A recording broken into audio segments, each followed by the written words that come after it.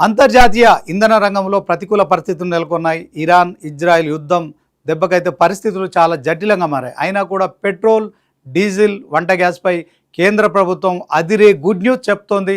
So పార్లమెంటులో కూడా ఇప్పటికే ఒక కీలక ప్రకటన కూడా చేసింది. దీంతో అటు వాహనదారులకు, ఇటు ఎల్పిజి సిలిండర్ వినియోగదారులకు కూడా ఊరట లభించనుంది. ప్రస్తుత ప్రపంచ ఇంధన చరిత్రలో ఇది అత్యంత క్లిష్టమైన సమయం అని లోక్సభలో పెట్రోలియం శాఖ మంత్రి హర్దీప్ సింగ్ పూరి చేసిన ఈ ప్రకటన అంతర్జాతీయంగా నెలకొన్న ఉద్రిక్తతల తీవ్రతను కూడా తెలియజేస్తుంది.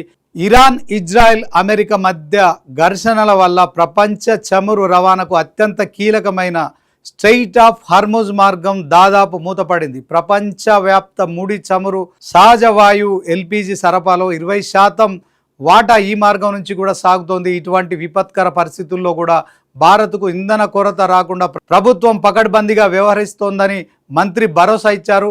భారతదేశంలో పెట్రోల్ కోసం ఆందోళన చెందాల్సిన అవసరం లేదు. పశ్చిమాసియాలో యుద్ధ పరిస్థితులు ఉన్నప్పటికీ కూడా భారత్ తన ఇంధన అవసరాల కోసం పూర్తిగా సురక్షితంగా ఉందని కూడా కేంద్రం స్పష్టం చేసింది.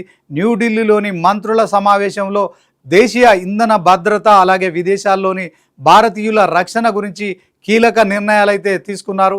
ఇప్పటి పరిస్థితిని అర్థం చేసుకోవాలి. గల్ఫ్ ప్రాంతంలో యుద్ధ పరిస్థితులు నెలకొన్నాయి. ముఖ్యంగా ఇరాన్, సౌదీ, ఇతర ప్రాంతాల మధ్య ఉద్రిక్తత ఉంది.